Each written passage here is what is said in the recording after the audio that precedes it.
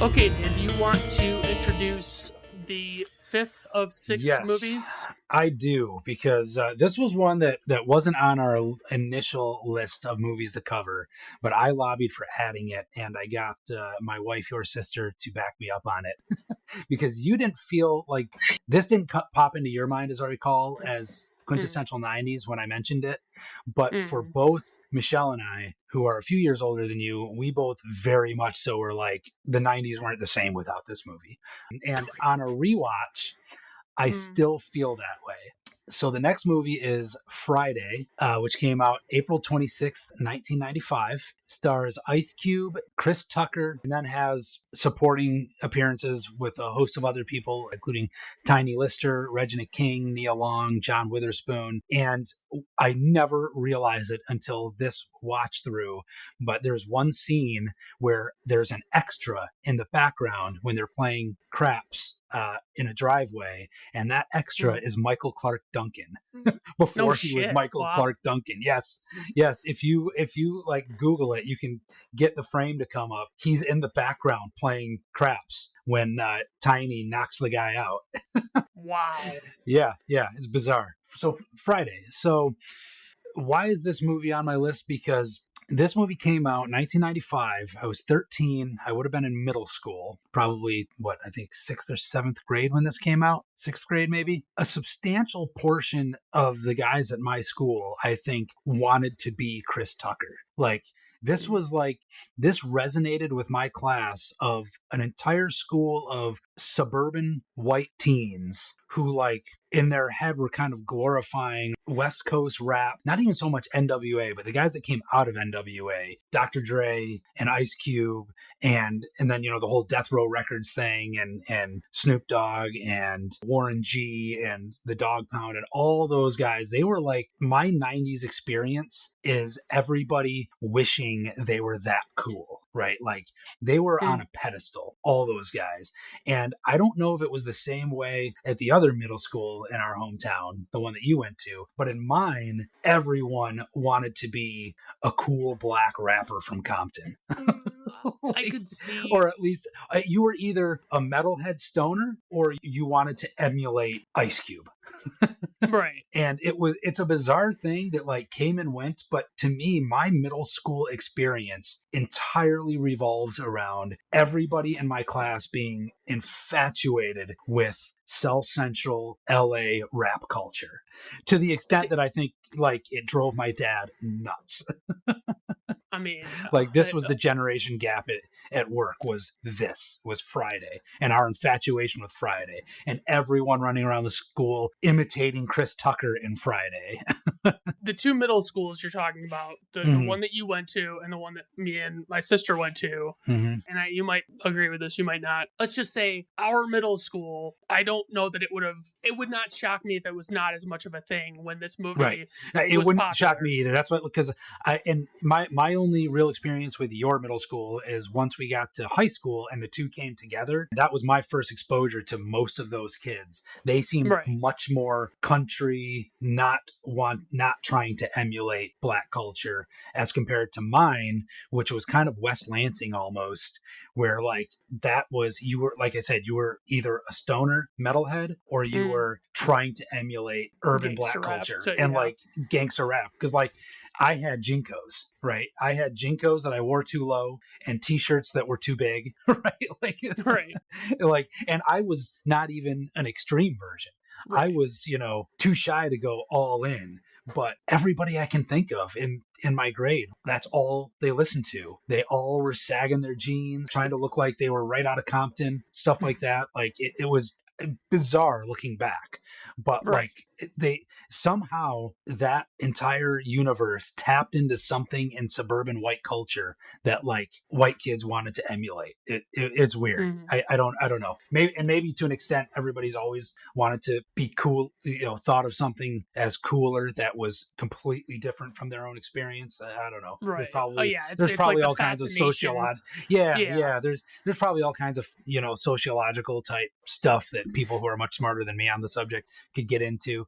But yeah, anyway, I couldn't not include Friday in talking about like movies that, to me, this is one that both shaped and reflects everything that was 1995 to me. Like, is it like, do you really think like it fits that archetype or whatever of like a 90s movie? Because like, to me, in watching Friday, and I loved, don't get me wrong, like I actually loved Friday when I was a kid, like even though I was probably too young to be watching it. And it was like, I had a friend that went to a school that was in your middle school's district area, and Mm-hmm. so like he introduced me to it, and Mm-hmm. I really enjoyed it. But like, this could have taken place like in the 2000s. It could have Mm-hmm. been later. I mean, like, there's not much for like super 90s looking things to me. Like, it looks. See, It, to me, like that's fun. It's funny you say that because to me, everything about this screams mid '90s, and I think again it was because of my and everyone I knew's infatuation with South Central LA and that mm, culture at the time. When Chris Tucker, the way he says "damn," damn, and I mm, don't give a fuck, and stuff like that. Like everybody talked that way for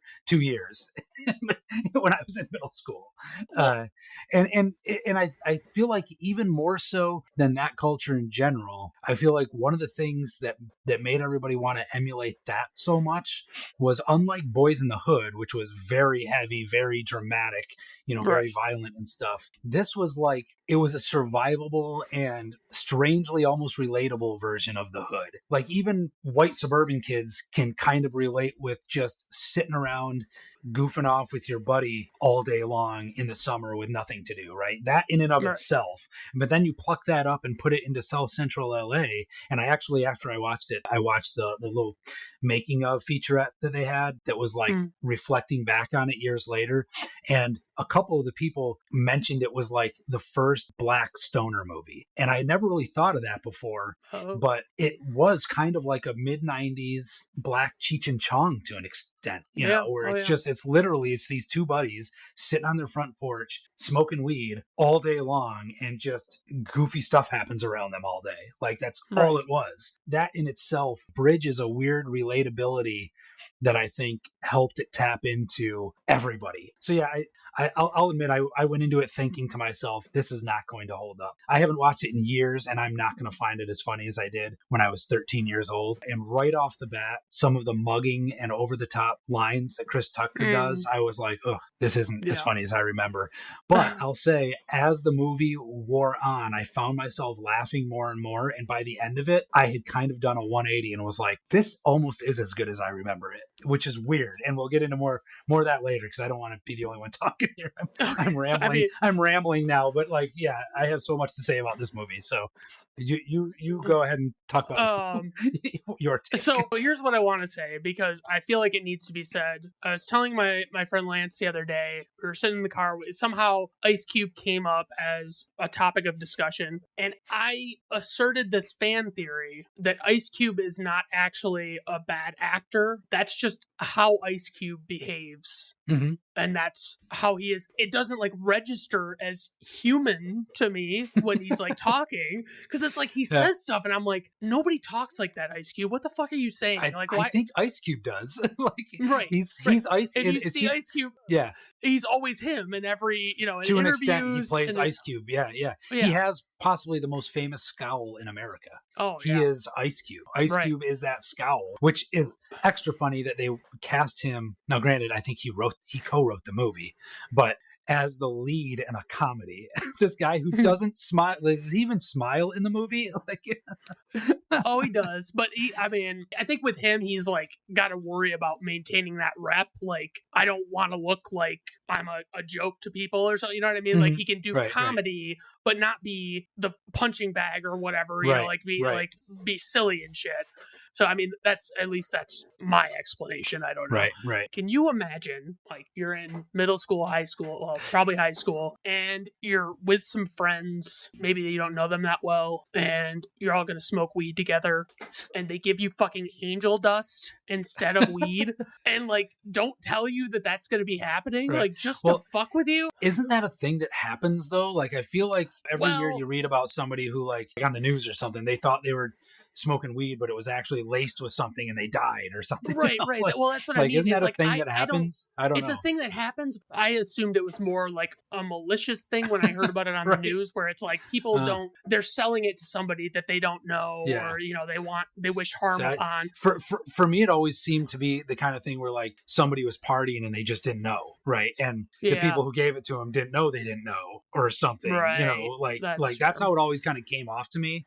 But again, having never, I guess, been in a situation like that, I don't know how you could accidentally, you thought you were drinking a beer, but it was actually straight vodka and you didn't realize until you drank the entire bottle. I don't know. Is it like that? I don't know. I don't know how that works because I've never had it happen. But yeah. Or would it be like, oh, this tastes weird? I don't know. I have no idea. So, I mean, there are a lot of, I will say, like, a lot of great bits in this movie, like, just funny sequences where it's like you got the guy, I don't even know who it, like, I can't remember what they say his name is, but, like, Isael, I think is his name. Like, he's the guy that's, like, I think homeless, and, like, he goes into the convenience store and he pretends to fall on a slippery floor and, like, says he wants $100,000, and he's like, but we can settle it right here for $20. And it's like, right. There's the moment where Smokey he can't get into his house to take a dump, so he goes and takes a dump on the side of his house, like by the side of his house. I had completely forgotten about that bit until they did it, and I remember thinking, like, this seems completely out of place in this movie, and yet as soon as they did it, I had completely forgotten about it, but then I remember it and I was like, that was a pretty funny scene. Yeah, right. Because it's a poop joke. Who doesn't like a poop joke? The guy stumbles upon him and, like, outs him as, like, what he's doing. Right. I did think of one, like, 90s, like, saying that endured by Felicia is, I believe, originally from this movie. Yeah, okay. And people still say that. Like, people still say, bye, Felicia. Like, peace out. I don't want anything to do with you anymore. It must have come from this, It had to have. Like, it's the only thing I've ever heard it in. The one that really stuck with me, which, again, I haven't watched this movie in decades, which is why it was interesting to watch it again. So in my head, whenever I hear or am in a situation where I would say, I don't give a fuck, in my head, I hear, I don't give a fuck, like that. And it completely, like, I had forgotten that that's where that comes from, is Chris Tucker in that movie. And I was like, oh my God, that's why that's been in my head for 30 years. Right. It's Chris Tucker. The one thing, as I was watching this, and I've thought this before when I've watched it, but, like, if I'm ever in a situation where I'm, like, in a convenience store or whatever and it's getting robbed and somebody, like, holds a gun to my face, I want to say the words, what you gonna do with that besides make me mad? And then just leave it at that. It's like, I don't recommend saying that if you ever find yourself in that situation. I think it's like the most insane, like, badass thing to say to somebody. Like, I mean, really, yeah. And only Debo could get away with saying something like that, or maybe Michael Clark Duncan. Actually, he almost could have played Debo. Right. I was going to say, speaking of that, when I was watching that little featurette afterwards, because I actually did order the DVD to watch it. I ordered it on Amazon. I found it for $5, and they're talking to the director who plays actually the guy in the convenience store who the homeless guy is talking to, and he's like, get up, get out of here. That's the director. What is it? G. Gary something? Oh, I forget his name. Gary Gray. F. Gary Gray. Or when they were filming it, Michael Clark Duncan wanted a line in that, and he kept trying to get him to give him a line, but their budget was so small, he was like, I can't afford it. Like, we're at the max.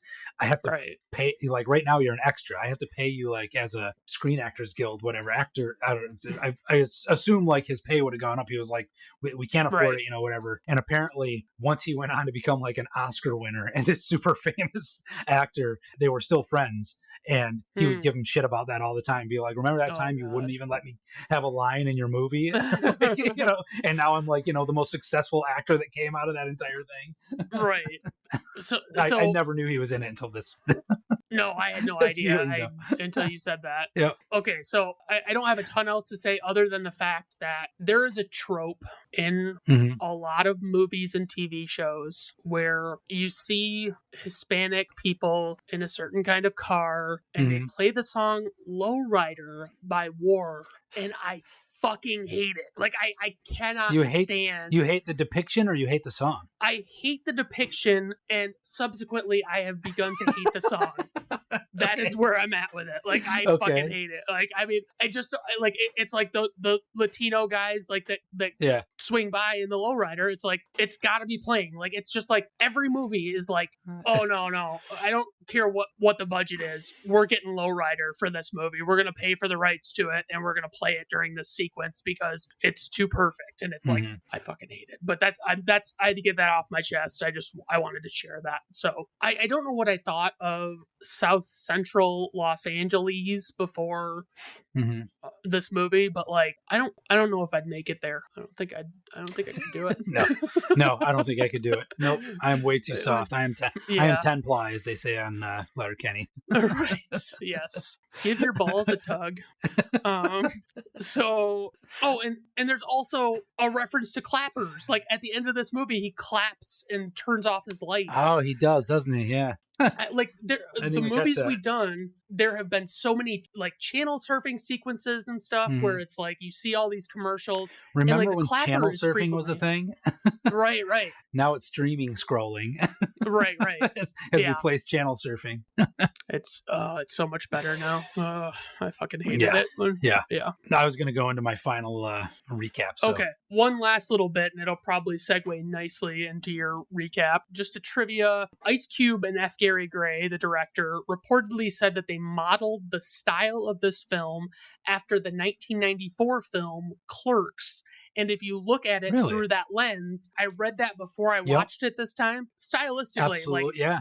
You know what I mean? I could see that. And there's for sure. There's like the black and white sequences where it's like flashbacks. The flashbacks, and stuff. Yeah. But I found it like when I read that I was like, no shit, like that's actually like fucking spot on. Like I see it, But yeah.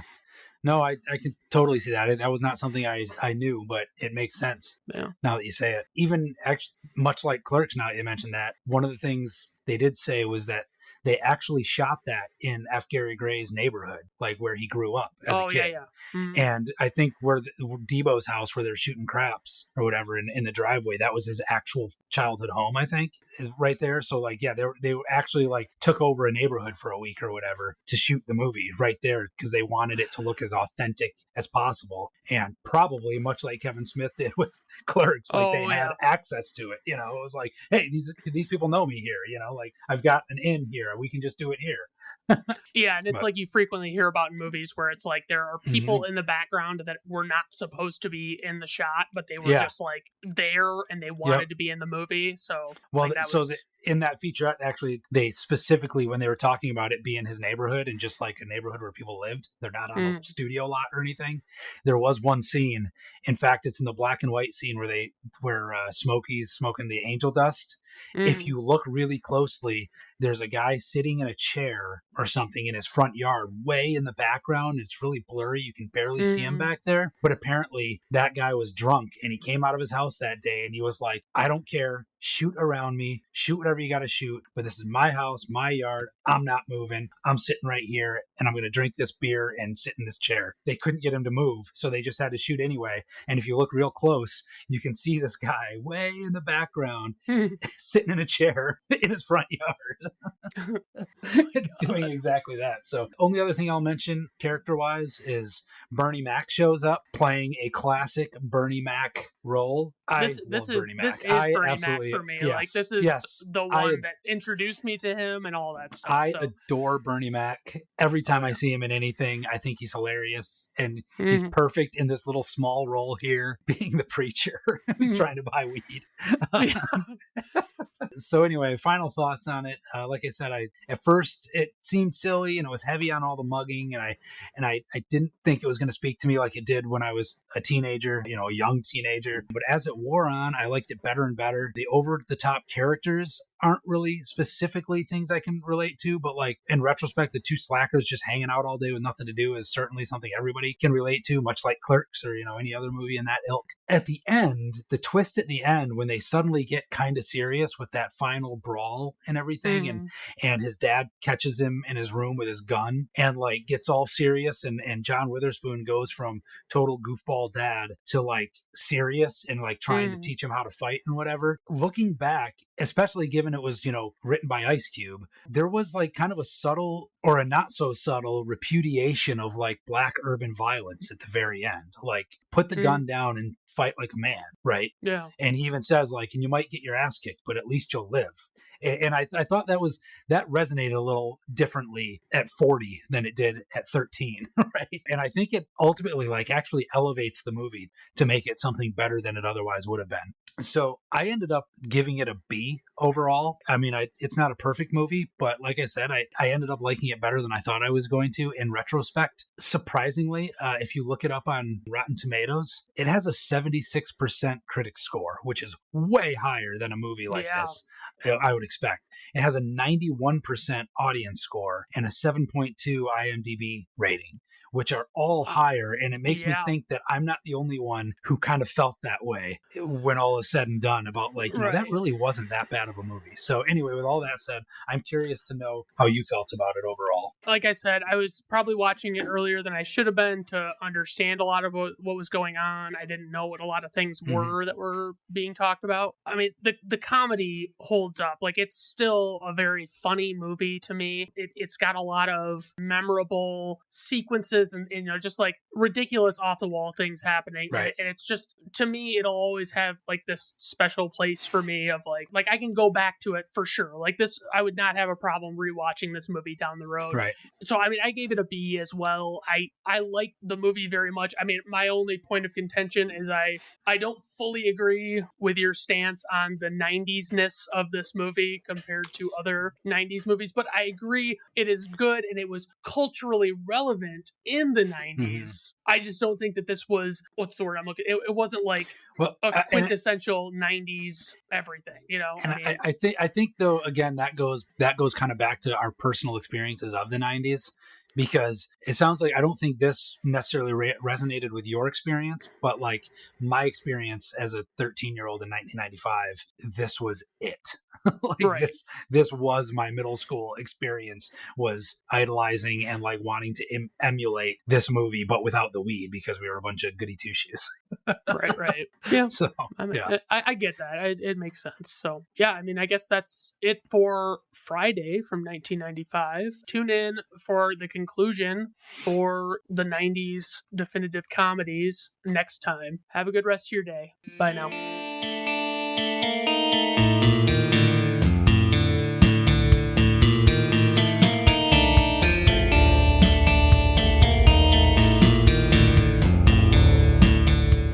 Brandon at Random Reviews artwork, theme music, and podcast are written, performed, recorded, engineered, directed, and produced by Brandon Griffiths in association with Brandon at Random Reviews Entertainment.